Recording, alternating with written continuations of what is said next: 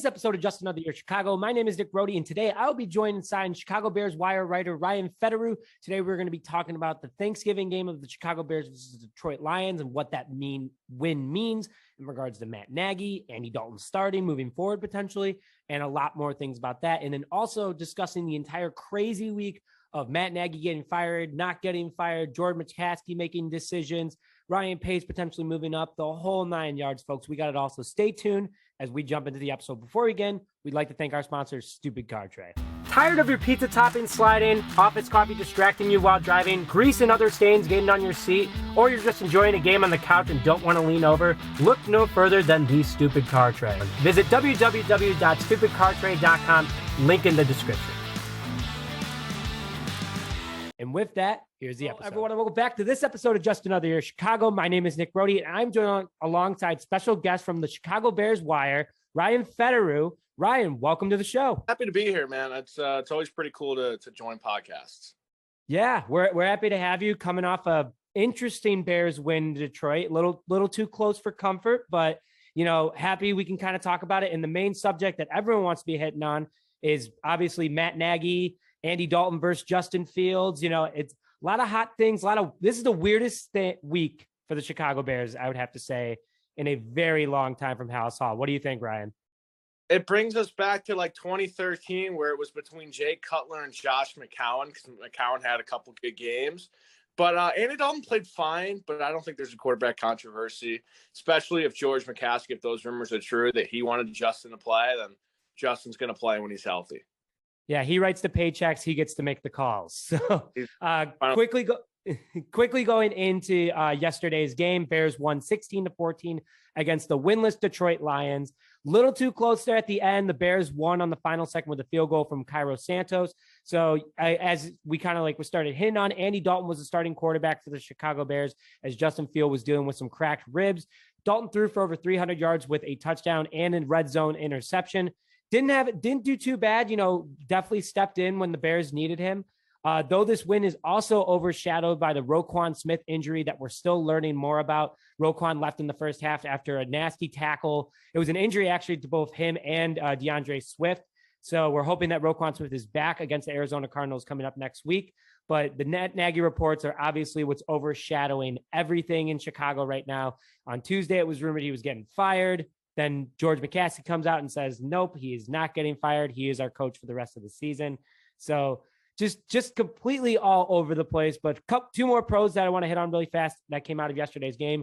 Robert Quinn is third in the league now with 11 sacks, which is very impressive. 11 sacks through 11 games.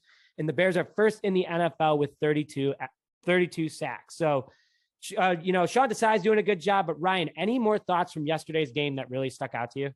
Well, first off, I'll take it. I'll take being number one. Someone's got to be number one. I'll take it. Robert Quinn has bounced back. He had another great game, in my opinion. We need Roquan Smith back. He's very important, and especially with the lack of depth of the linebackers. I know they just brought in Bruce Irving, and they got Mac's little brother, but they do not have a lot of depth because Danny Trevathan's out. Obviously, Khalil Mack is out. So they are bleeding at linebacker, and we need Roquan Smith back as soon as possible. What do you think of Alec Ogletree? Do you think he was a good pickup this year or just another depth guy?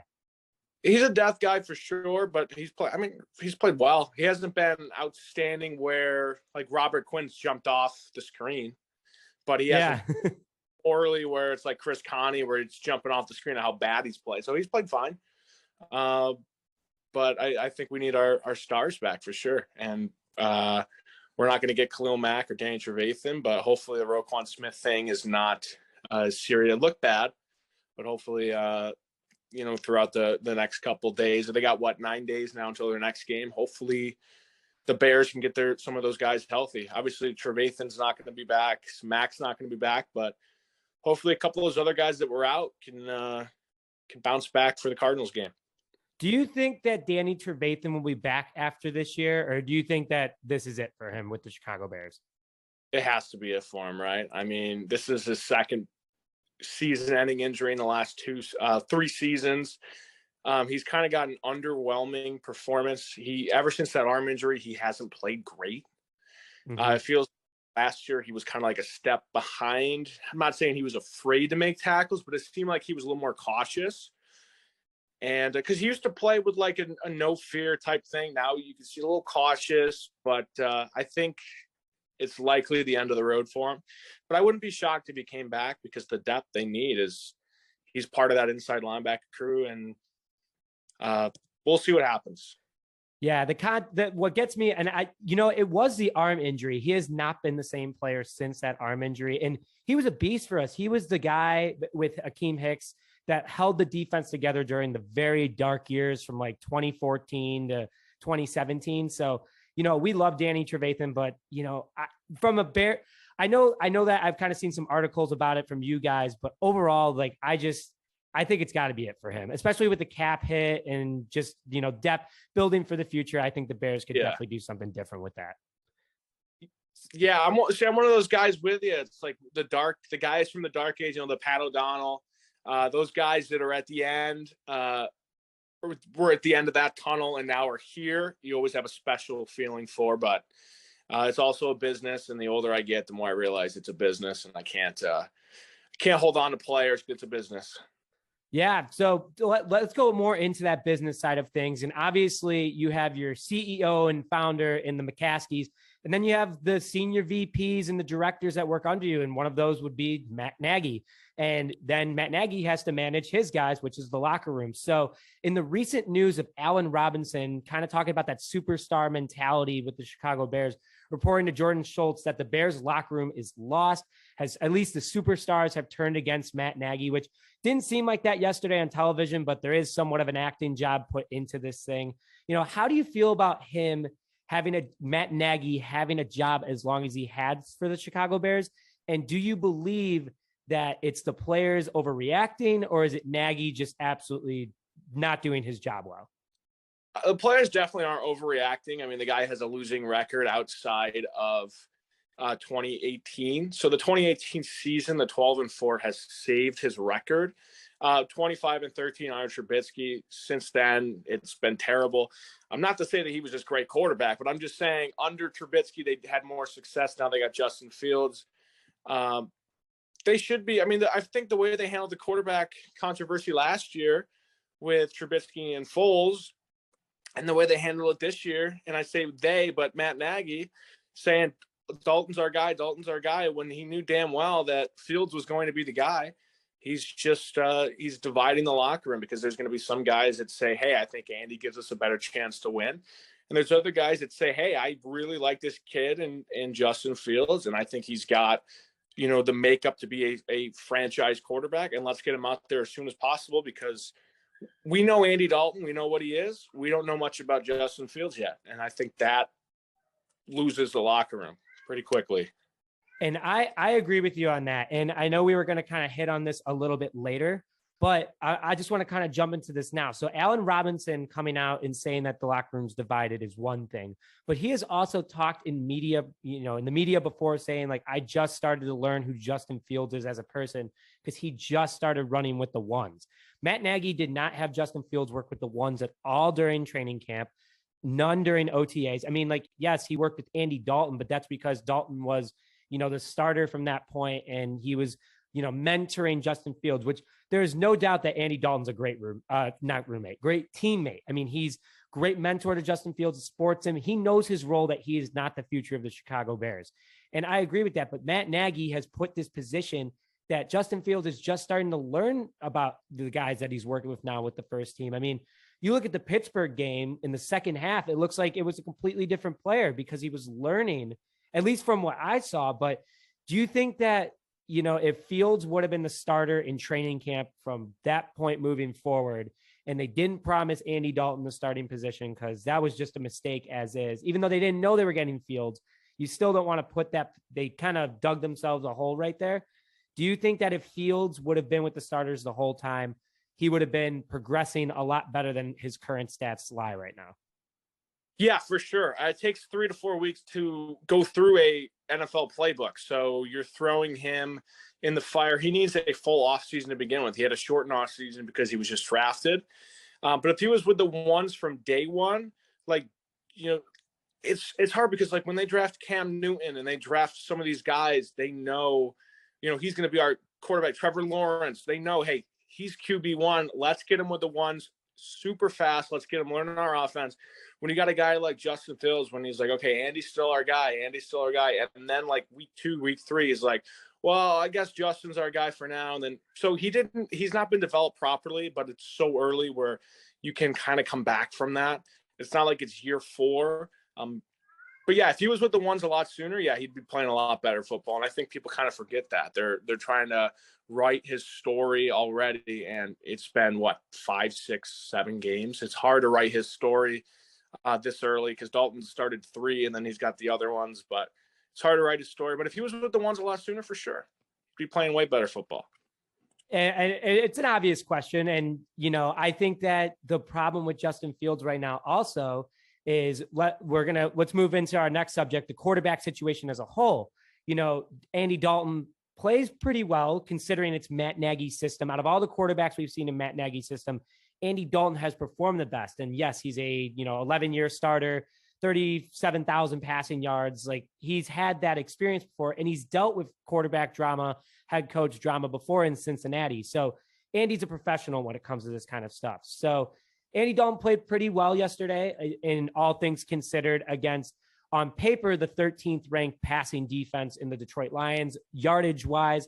The Lions are just an absolute dumpster fire anyway, so it doesn't really say much as a whole. But for Matt Nagy's system, for Andy Dalton to go out there coming off an injury and throwing 300 plus yards is pretty impressive, to say the least. So let's go through the stats really fast before we make that comparison. So Justin Fields has played 8 total games out of the Bears 11. He has a 58.1% completion rating, a 69% or a 69 overall quarterback rating. He's averaged 6.9 yards per throw, 4 touchdowns, 8 interceptions, with a little bit over 1,300 passing yards and over 300 rushing yards with 2 rushing touchdowns. Andy Dalton in 3 games has a 64.3% completion rating, almost a 90 QBR, 6.5 yards per throw, 4 touchdowns, 2 interceptions, just shy of 800 yards passing and 49 rushing yards. So between the two, if you look at a stat sheet right now, are you still moving forward with Fields, or would you let him sit back and let Dalton run this system? Because Matt Nagy is definitely, we kind of hit on it earlier, is definitely not going to be the head coach next year.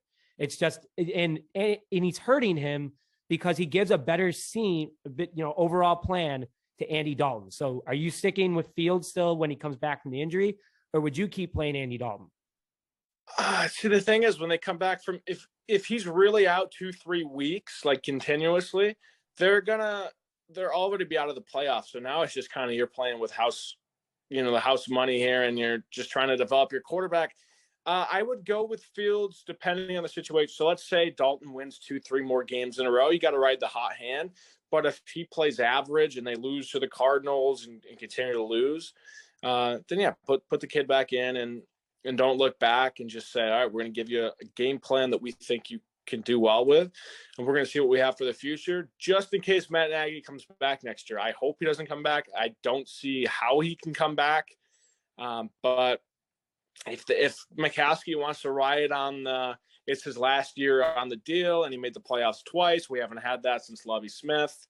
I don't know, but what they need to do is they need to work on his progression. And obviously he's hurt right now, so it's a lot harder to do that. But he's getting better week by week. I mean, you could tell Fields is getting better. So I would continue to play him. But if Dalton's playing really well, it's hard to bench the hot hand, in my opinion. Yeah, and the thing is that I'm not sure if you heard some of the comments that came out of the locker room yesterday. Club Dub, they had Club Dub for the first time since October 10th against the Raiders. And, Darnell Mooney even said, like, I like working with Andy Dalton. Like, we have a good thing going. He has back-to-back 100-yard receiving games. So you kind of also got to consider what your players are liking. And it was nothing against Justin Fields. The guys want Justin Fields back as soon as possible, but why rush him? Because a cracked rib injury is pretty serious. And if, even though they wear all those protective pads, it could still lead to, further injury, him being out longer, him creating bad habits, kind of like Mitchell Trubisky. So just my comments in regards to that. And I agree with you in a lot of ways. I want Justin Fields to be the guy. He is the future of the Chicago Bears. That's why we traded up for him. That's why we drafted him. And, Pace took a gamble on him. Pace also could be out the door after this year, even though there's rumors flying around he could get moved up to, more of an operations role. Ted Phillips leaves. But Nagy and Fields aren't working right now. Nagy does not trust him. And that's why Nagy didn't want to start him right away, because he doesn't trust the rookie. He wanted a veteran quarterback to come in. At least this is my theory on it. He wanted a veteran quarterback to come in that would play well and save Nagy's job moving forward. So Matt Nagy has a less advanced scheme for Justin Fields. And he's even admitted that. That's why Fields is under more pressure, because there isn't all these trick plays. There isn't all these different formations that he's able to work with. He has a smaller playbook, even though Fields is one of the smartest quarterbacks to come out in recent drafts. And that's what also drives Bears fans crazy. And I'm sure you've seen that I'm an Andy Dalton guy. Like in this situation of Matt Nagy and Bill Lazor not giving Justin Fields the same tools to work with in regards that Andy Dalton gets, it's not fair for Fields to go out there, have less opportunity to have success, and then, create these bad habits, kind of like Mitchell Trubisky had with John Fox.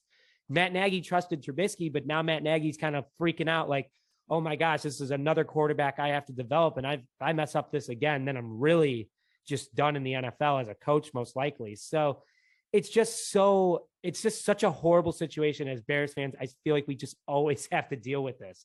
It's just very unfair. Do you have anything in regards to that, or I don't even know what to think anymore as a Bears fan. It just, it just stinks. Well, he's the offensive guru, right? He should have no problem. But no, he fouled with Trubisky. He fouled with Nick Foles. He struggled. I'm not going to put the word failed with Justin Fields. It's his rookie year, and I always like to wipe away here. Look at Josh Allen. You wipe his rookie year away. He's been a fantastic quarterback since then. You could look at a lot of these guys. We go down the list, but I think Matt Nagy, it's time for him to go. But the problem is you're going to bring in a new offense and everything else, and Justin's going to have to learn a new offense. He's going to have to get with new coaches. So it's tough there. But yeah, Matt Nagy, I think he tries to get too cute with the play calling. He's not mature enough to be a head coach. We'll see what happens with him. I know the XFL is coming back, so maybe he can go there and do something, but he's not an NFL coach yet. He could be at some point, but he learned a system under Andy Reid, and he has tried to bring that exact system, and he has not been flexible or anything with it. It's the same offense the last 4 years, and outside of 2018, it's been a failure of an offense. It just keeps declining. I mean, I love when they show the numbers of Matt Nagy's offense every year on national television, and just the decline. And then other fans are like, gosh, I don't even know how Bears fans deal with it anymore. And you as a writer, I don't even know how you can write anything positive about Matt Nagy at this point anymore. And in regards to your writing experience with the Bears Wire, what is your favorite subject to talk about right now? Positively, because obviously there's more negatives than positives, but what is your favorite subject to talk about at the moment? Quarterbacks, man. I love talking about quarterbacks, the Monday morning quarterback stuff, and I also like talking about the power rankings because I could talk about the entire team. And I do like talking about Matt Nagy because I haven't liked Matt Nagy for a long time because I'm a big Mitch guy, and I also do like Andy. So, but Justin's my guy. He's my quarterback. But if Andy can keep playing good football, why not keep him in until you need him? But yeah, I like talking about the quarterbacks for sure. And it's the best subject for Chicago Bears fans because we haven't had one since Jay Cutler, you could say was the quarterback for a long time, but Jay Cutler, obviously, as from your as a fan and a writer, do you think that Jay Cutler was just put in bad situations as the Bears quarterback, or was it his fault for never really panning out the way the Bears wanted him to? So there's two theories you could look at it, is that he had a new offensive coordinator every 2 years, but then also you could say he kept getting him fired because he was turning the ball over too much. He wasn't playing up to the level. I think he was a fine quarterback. He was one of the best the Bears have ever had. I wouldn't consider it a bad era of football because he kind of made it exciting. They were always in a game with Cutler. but he wasn't elite. He wasn't clutch enough where you were going to win a Super Bowl. I thought they were going to win something with him, especially in 2010. 2011, they start 7-3. He gets hurt. They miss the playoffs with Caleb Haney. 2012, they start 7-1. I'm like, okay, this team's good. And they miss the playoffs at 10-6. And then just continuing to go downhill with Mark Trestman. They missed the playoffs by one game. It always seemed like in Cutler's era, they were always just one game short. And then it just fell apart. Then second year, Trestman fell apart. Fox did nothing, and then he was gone. I like that. I think a lot of people forget that the Bears from like 2010 to 13, 14 always started red hot. And it was because then you look at the record and the Bears are just never a second half team. It's kind of like if you go to baseball, it's kind of like the Cubs. The Cubs for the longest time were never a second half of baseball team. And I think that's just a Chicago curse. Ironically, they're both Bears, Cub Bears, it's just, it's super frustrating. So I'm happy you brought that up. But man, I think if Jay Cutler, and this is just a personal take, if Jay Cutler would have worked with Nagy out of the gate, and Nagy, this offensive guru, would have worked with Cutler, an experienced veteran, I think that there could have been more success. Obviously, Cutler would have retired by now, but there could have been more continued success. Could you? He could still be going right now. He'd be 39. He could still be going. Rodgers is going, but yeah, I wouldn't put it against them. I mean, he played kind of well with Trestman early on, but yeah, that'd be really interesting. I saw a lot of people talking about that.